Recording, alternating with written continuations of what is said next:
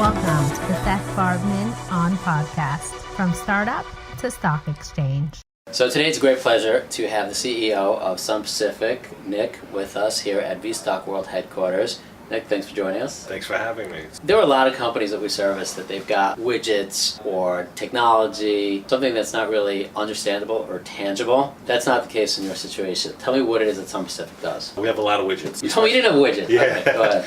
We specialize in the waste to energy as well as renewable products such as solar, wind, and we're expanding our portfolio in the green energy or renewable energy in a sense. We have various projects that we're developing. We just filed a patent last month for our solar panel. I came up with a non-glass solar panel, which is about 50% less weight, and it's going to cost 40% less to manufacture. And we're hoping to be able to create that and manufacture that here in the U.S. So is that your distinguishing factor in terms of the solar panels, in terms of the cost and production? Because there are a lot of those out there, so that's what's different. Now, I saw that where you've implemented this in pretty creative ways, like a bus stop, is that correct? Is that what I saw? Yeah, that's one of the rollouts that we're doing now. We developed a solar-powered bus shelter for some of the transit authorities. Okay. And we started deploying them. Right now we have about 6 in New Jersey. So we have municipal contracts for 10 years. That's an interesting angle. Yeah. Are there others that are focused on that area? There's people out there that are doing advertising on bus shelters, and what we did is we added other components where it's a little bit more pleasure to take the bus. So we incorporate LED lighting. We have a charging port, so while you're waiting you can charge your phone. Brilliant.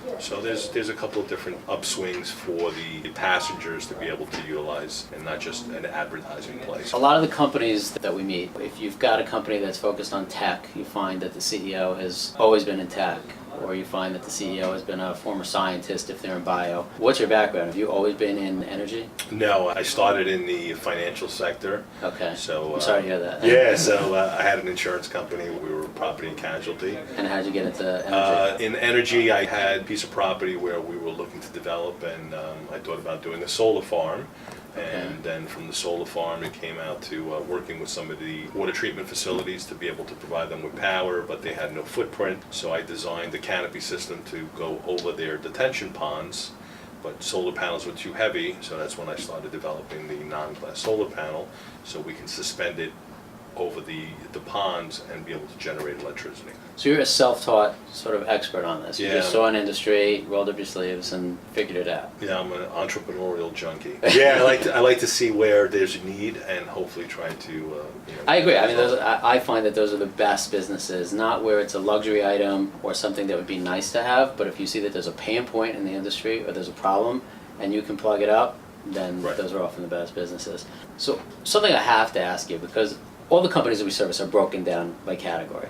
Some New York Stock Exchange, some NASDAQ, traditional IPO. Some have gone the self-underwritten route, S1 to 11, DTC, DWAC. You are a testament to the success of a reverse merger.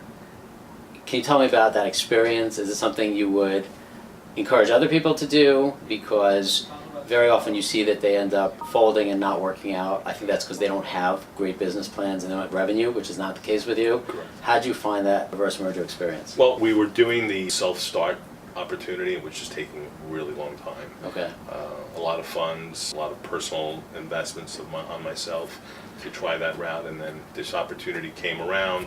As long as you do your due diligence, make sure that there's no debt, and you get it as clean as possible. There's no skeletons in the closet, as they say. Right, that's the key.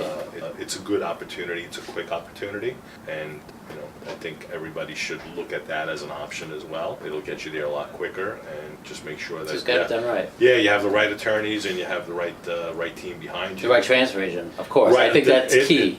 If you've got a good transfer agent, everything else falls into place. I've been working with you for several years, and I always come back to the main source. I couldn't help myself. I'm sorry. Yeah. Let me ask you this. When you're dealing with energy and solar, and I am the first to admit I'm not an expert in the industry at all, but you see how far it's come. It took a while for sort of people to embrace it. I think at the beginning, especially with solar powered panels, people thought a little odd looking, and now I've seen it more and more in many different states. Do you think that it's something that you still have to sort of educate people on, or has it become more mainstream and now it's just a matter of having the best product? And it's been mainstream. Companies like Elon Musk Right, making I the saw awareness they're helping to reduce the cost. And actually the cost of solar panels is getting to be closer to fossil fuel and be as inexpensive as that. Now with the tariff that President imposed on bringing in out of the country type panels is helping solar industry expand. So this has become actually a pretty important issue. You've been featured on different newscasts and different programs talking about your company, but also as an industry. Where do you see sort of things headed over the next 18 months? Well, there's a lot of initiatives. Changes. I know the governor, the newly appointed, or the new governor for state of New Jersey is doing a big push, and a lot of the states in the Northeast are pushing more for solar, and they're creating more initiatives and more incentives. So I think with those initiatives, there's going to be an increase in solar deployment. Do you do a lot of traveling, or is most of the business sort of East Coast based? We have an operation now in Florida. It makes sense, right? The sun's there more. Right. That's more than here. That's for sure. We like that a lot, but unfortunately, there's tornadoes that come down that way. Okay. We have a big plant in Rhode Island right now. We took over 400 or so existing bus shelters that were controlled by Lamar Outdoor. Wow. So we signed a contract with Rhode Island for about 10 years to sell the advertising, maintain, and we're going to be deploying our first 10 solar-powered shelters this year.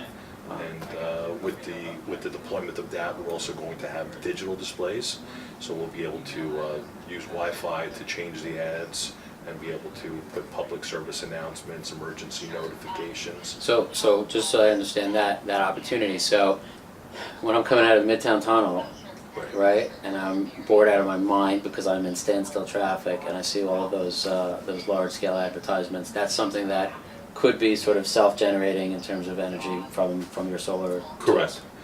So what we're doing is we're actually worked with a couple of billboard companies where we've designed using solar and battery in order to offset some of the expense. Why would they not? Like, it makes perfect sense. Is there a a downside? I mean, I don't want to talk about sort of the negatives, but it makes such perfect sense. Why wouldn't they do it? Well, it depends on the footprint that they have and the amount of power that they're trying to generate. Okay. You know, in certain instances, there's areas that don't have electricity and they have no other choice but to bring in solar. Got it. You know, we've also designed some solar and battery backup for oil drilling facilities where they're in remote locations and they're currently using diesel generators.